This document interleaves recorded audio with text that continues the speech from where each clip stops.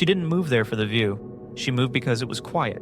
A 3-story walk-up in a small Minnesota town where the winters were long, the neighbors kept to themselves, and the rent wasn't completely insane. That was enough. Amber had just ended a 3-year relationship with a man who wore calm like a mask. She didn't leave in a hurry. She left in pieces. Her new apartment, Unit 2B, had no charm. Beige walls, a radiator that clicked when it felt like it, but it was hers. No one yelled here, no one watched her phone, and no one expected her to explain why she slept until noon on her days off. The building was old, with hardwood floors that creaked like they were confessing something. Only 6 units total, 3 on the top floor, 3 below. The landlord, an elderly man named Mr. Barrow, lived in 1A and walked with a limp. She rarely saw the other tenants, just glimpses in the stairwell. The girl in 3C always had headphones on. The guy in 1C smoked on the back porch with a coffee cup he never washed. Everyone kept to themselves, just like the listing had promised. There was no in-unit washer and dryer, just a shared laundry room in the basement, 6 machines, a vending machine that only took quarters, and a folding table that always looked like someone had just wiped it clean with a damp rag. The first note was sitting on that table. Not taped, not folded, just waiting. On plain white paper. Ink slightly smudged like it had been written with a cheap pen. You seem sad today. Hope tomorrow's better. No name, no contact, nothing else. Amber stared at it for a full minute before picking it up. Her first instinct wasn't fear, it was pity. Someone in the building was lonely too. Someone who noticed things. Maybe they saw her crying in the stairwell the week before. Maybe it was the girl with the headphones, and maybe it was kind. She didn't throw it away. 2 days passed, then the second note appeared. She almost didn't see it. Tucked under her detergent bottle, same paper, same pen. You always fold your towels first, I do too. It makes everything feel less chaotic. Amber stared at the words. Her hand trembled slightly as she picked it up. She hadn't folded towels in front of anyone, had she? She turned slowly. The laundry room was empty. The security camera in the corner blinked like it was working, but she wasn't sure if it actually recorded anything. This time, she did throw the note away. By the 5th message, she stopped going down without checking the hallway through the peephole first. You hum when you're sorting lights and darks. I like your voice. This one was on top of the washer, waiting for her. She'd brought pepper spray with her that night. It stayed clutched in her jacket pocket the entire time. When she told Mr. Barrow, the landlord, he squinted like she was showing him a magic trick he couldn't quite believe. Are the notes threatening? No, Amber said. Then it's probably just someone being friendly. People do weird things when they live alone too long. She didn't bother replying. She just went upstairs and double-locked her door. That night, she dreamt someone was standing at the foot of her bed. She didn't see their face, only heard a sound, like fingernails tapping a washer lid. She started going to a laundromat across town. It was overpriced and smelled like sour bleach, but no one left notes there. No one watched. Until a week later, when she came home and found a slip of paper pushed under her door. You don't have to go so far. I miss your voice. Amber stood staring at the slip of paper for almost a full minute, not moving, not breathing, not blinking. The message wasn't just personal now, it was proof. Proof that whoever was writing them wasn't just watching her. He was following her. She held it like it might burn her fingers, then slowly, almost gently, folded it in half and dropped it in the trash. She didn't sleep that night. Not really. The sound of her refrigerator humming startled her. Her phone vibrated and her hands jerked. Every creak in the hallway floorboards outside her unit made her pulse spike. In the morning, she called the police. They sent a uniformed officer, a man named Peters, late 30s, too polite.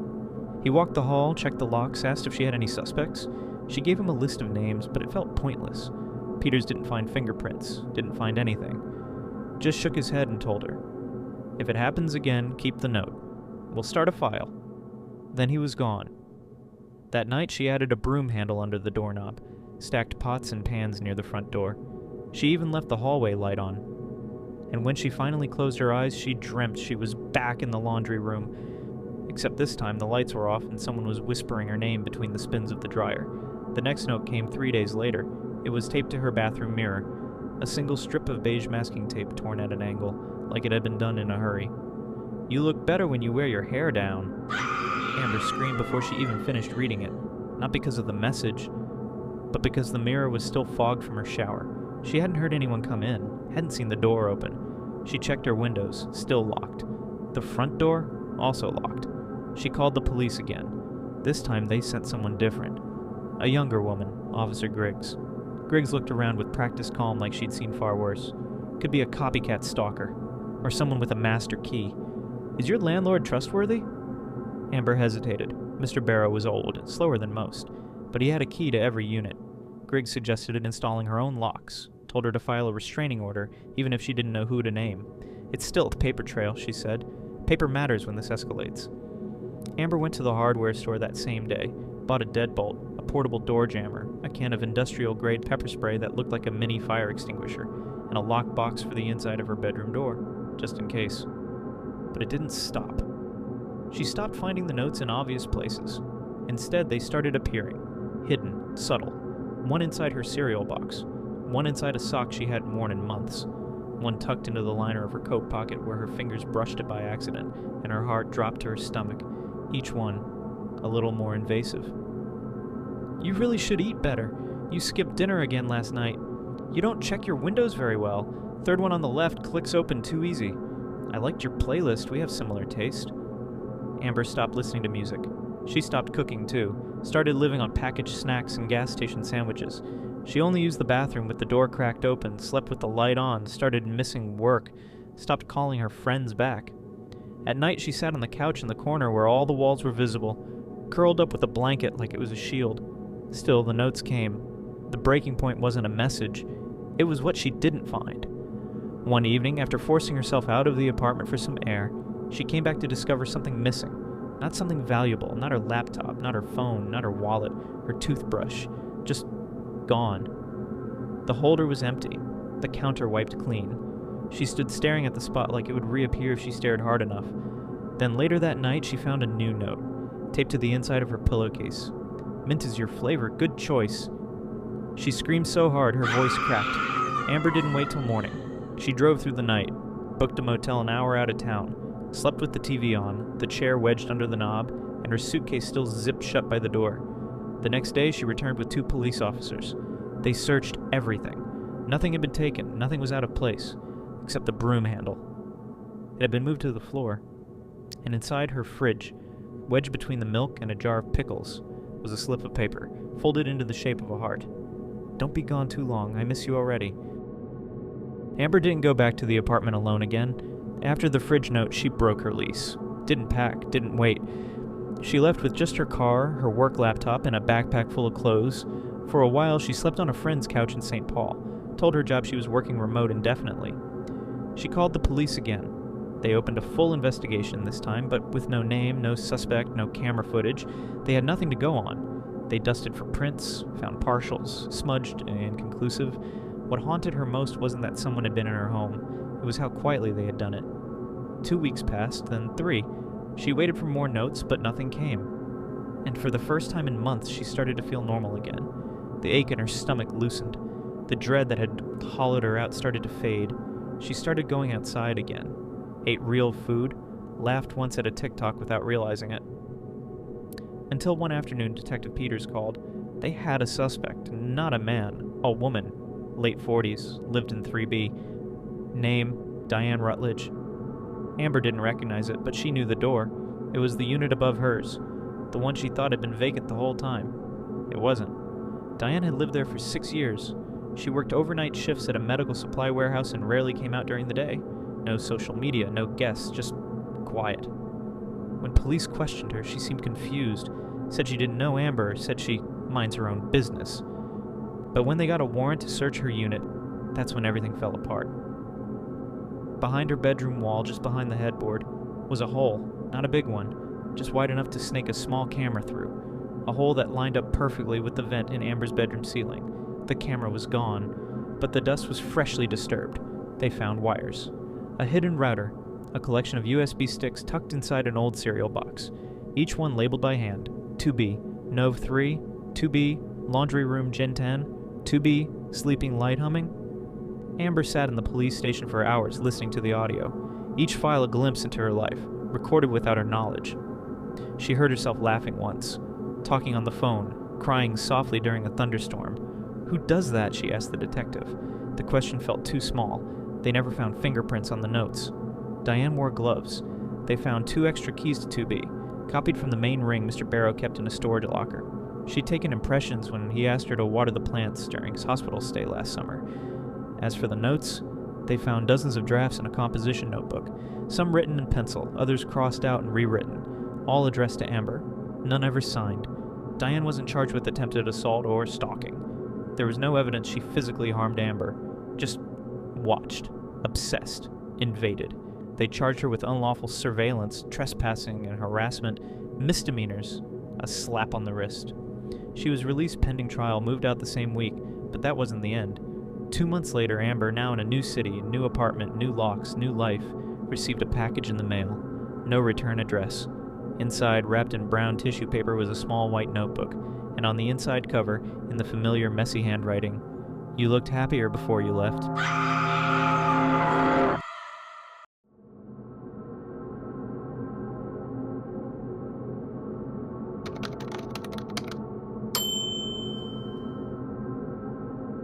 Jenna didn't ask too many questions when she signed the lease. She didn't have the luxury. College housing had become impossible, too expensive, too loud, and too far from her classes. She needed somewhere quiet, somewhere she could afford, somewhere she could sleep without waking up to drunk shouting or bass shaking the walls. The Craigslist ad had been short. Room for rent, clean, quiet, meals optional, female tenant preferred. It was the meals optional that got her attention. Most people barely offered parking, let alone food. The house was 15 minutes from campus, tucked in a cul-de-sac where the lawns looked like they were trimmed with nail scissors.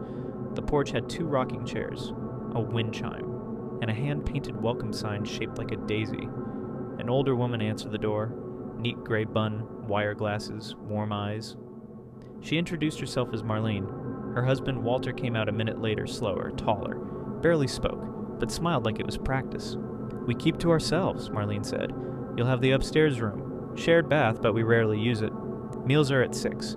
You're not required to eat with us, but we do like to know when you're coming and going." It wasn't ideal, but it was clean. And cheap. $400 a month. No deposit. Jenna signed the lease the next day. The first few nights were quiet. Too quiet. No cars, no yelling, no TVs echoing through the walls. Just the ticking of an old grandfather clock in the hallway and the occasional creak of old wood settling into itself. Marlene cooked dinner like clockwork. Always at 6. Roast chicken, lasagna, meatloaf.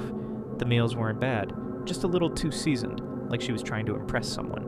Jenna kept to herself as promised. She came in through the side door, took off her shoes in the hall, didn't play music too loud, didn't linger in the kitchen.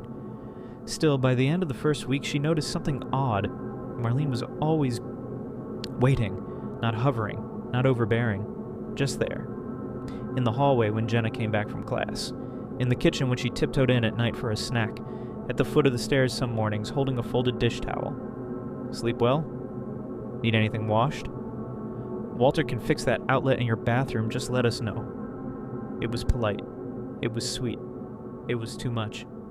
Jenna started using campus facilities more often, ate out, stayed later at the library, came home just in time to smile and nod, then retreat to her room like a prisoner who knew the guards were watching. The first rule came up during dinner. Marlene was serving stew. She ladled it carefully, like she didn't want to spill a single drop. "Oh, and dear," she said, "just a small thing. We do ask that you're home by 10 p.m. It helps us sleep better, knowing everyone's in." Jenna blinked. "I'm sorry?" "Home by 10, Marlene repeated. "Not a punishment, just a house rhythm. Walter has trouble sleeping when the doors open late." It wasn't a request. It wasn't negotiable. That night, Jenna Googled the lease agreement. There was nothing in writing about a curfew, but she let it go. One more semester, she told herself. Then she could afford something better. She started watching the clock every evening. If she was off campus, she'd take early buses, set alarms, make sure she was home by 9:55. But one night, a group project ran late. Her phone died. She didn't get home until 10:23. She expected the porch lights to be off. They weren't. She expected the door to be locked. It wasn't. But when she stepped inside, Walter was standing in the dark kitchen holding a cup of tea that had gone cold. He didn't say anything, just looked at her. Then slowly turned and walked down the hallway. The next morning, Marlene made pancakes with blueberries, Jenna's favorite. "You missed dinner," she said. "We waited." "I'm sorry," Jenna replied. "My phone died. Marlene smiled too quickly. "Just let us know next time. It's important to be home when expected, that's all." That week, Jenna noticed the bathroom door didn't lock anymore, and someone had moved her toothbrush. She was sure she'd left it in the holder. Now it was in the drawer, wet. Then came the second rule. No guests, not even for 5 minutes, not even on the porch. People wander, Marlene said. They snoop. They open doors. Jenna didn't argue. One Friday night, she invited a friend to pick her up from the curb. She never made it to the car. Walter was outside waiting. He said nothing, just watched as the friend's headlights pulled up. Jenna stepped outside and waved, heart pounding.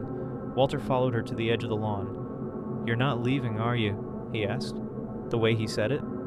Not like a question, more like a warning. Jenna didn't sleep that night. Jenna started keeping her keys in her hoodie pocket when she slept. It made no logical sense. She knew that.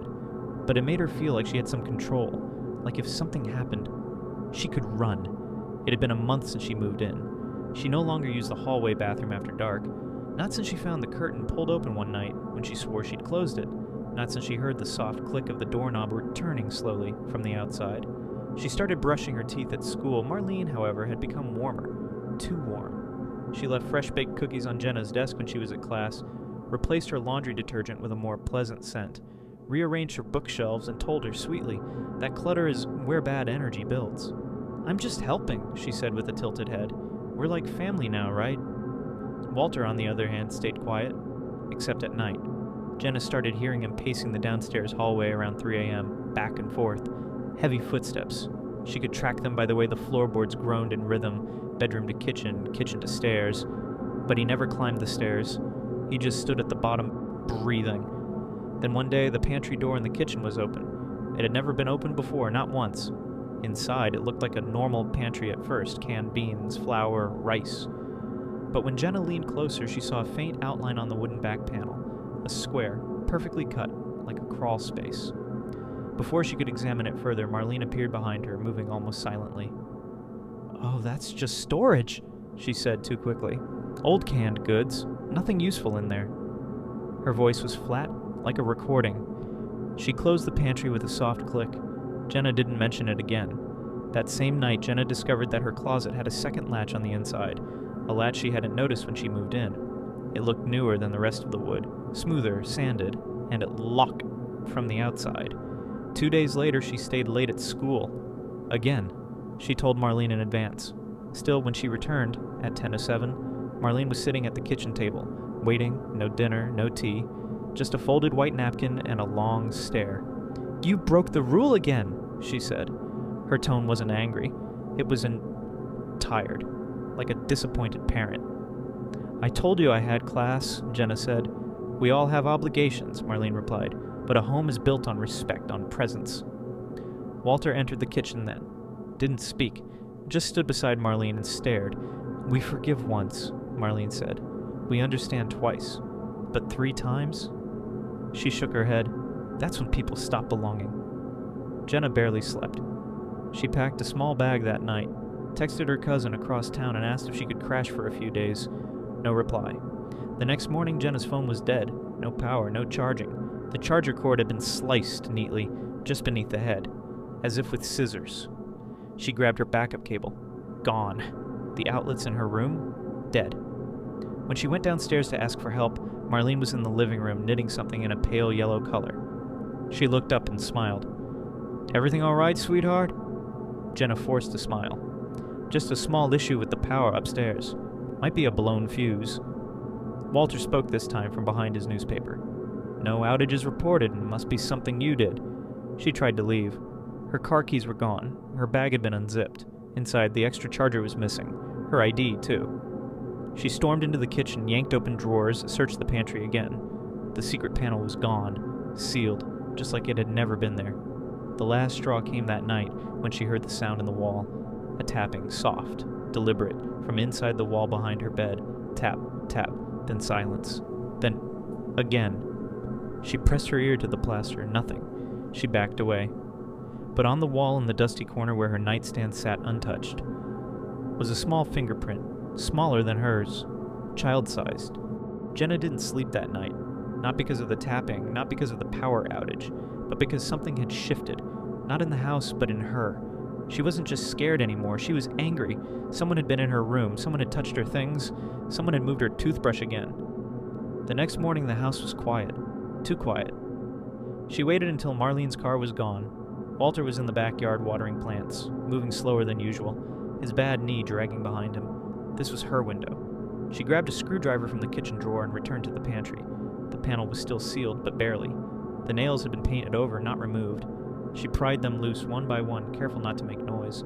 The panel popped inward with a quiet thump. Inside, darkness, stale air, dust motes spinning like ash. She clicked on her phone flashlight. It wasn't a crawl space, it was a corridor, just a few feet wide, enough to crouch. Wood-planked floor, insulated walls. It ran behind the pantry and under the hallway. She followed it. Every step forward echoed in her ears. She passed the backside of the coat closet, a row of hanging winter jackets, their outlines soft against the drywall. Then, just before the turn, she saw the first piece of evidence that this wasn't new. A cracked porcelain doll, covered in dust, missing an eye. Then further in, a child's shoe, size too small for any adult, stiff with time. Her flashlight caught the glint of something on the wall. She turned. A name, etched into the wood with something sharp. Megan, 2017. She kept going. The corridor ended in a vertical shaft, barely 3 feet tall. A ladder led upward, rusted, nailed into wooden beams. She paused, then climbed. At the top was another panel. This one pushed outward into a closet. Into her closet. She stumbled back into her room, heart pounding. They had access to her space. They had always had access. Her first instinct was to run. She didn't even stop to grab her bag. But the moment she reached the stairs, she froze. Marlene was at the bottom, holding a plate of banana bread. "Everything all right?" she asked. Her smile was too wide, her eyes too bright. Jenna lied, said she forgot something in her room. Backed up the stairs, one slow step at a time, closed the door, locked it, wedged a chair under the knob. She called 911. No signal, her Wi-Fi had been shut off 2 days ago. She hadn't noticed. She'd assumed it was a router glitch. She looked out the window. Walter was standing in the yard, looking up at her room, not gardening, just staring. She tried the side window, painted shut. The front one opened an inch before something clicked and locked from outside. She searched the room for anything sharp, anything heavy. The closet was still open, the shaft still visible. She could climb down, crawl through the passage, exit through the kitchen. But what if they were waiting? Then, from under the bed, a sound, a scrape, slow, deliberate. She dropped to her knees. There was another panel, hidden beneath a loose floorboard, thin rope attached to the corner like a pull tab. She yanked it. Inside was a hole, just wide enough to fit a body.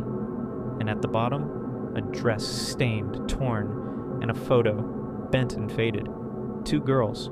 One was Megan, the other's and Jenna. But the picture was older than she remembered. She didn't even remember taking it. Her breath caught. This house didn't just belong to strangers, it belonged to someone who knew her. Suddenly she understood. This wasn't random. She wasn't the first. She was next. The front door creaked downstairs. Footsteps. 2 sets. Slow. Unhurried. Then a knock. Soft. Polite. "Jenna?" Marlene's voice sing-song. "Honey, we need to talk about your rent. You've been late." The lock turned once. The chair shook. Walter's voice joined in, low and cold. "You should have stayed in your room." She didn't hesitate. She grabbed the screwdriver and dove into the closet, back down the shaft, into the corridor, hands shaking, knees scraping wood. They knew she was in the walls now, but she also knew something they didn't. There was another panel behind the coats. She found it, shoved it open. It led into the garage, unlit, empty. She burst through it, keys still in her hoodie from last night. Her car was parked down the street. She ran barefoot, shirt torn, blood on her palms. She didn't stop until she hit a gas station. They didn't believe her at first. Not fully, until police searched the house and found 3 more names scratched into the crawl space. Megan, 2017, Lori, 2015, Alyssa, all reported missing, all once listed as renters, all tied to the same Craigslist account. Walter and Marlene Rutledge were arrested, but never charged with murder. No bodies were found, just belongings, locks, tapes, and in one folder, a lease agreement, blank, waiting.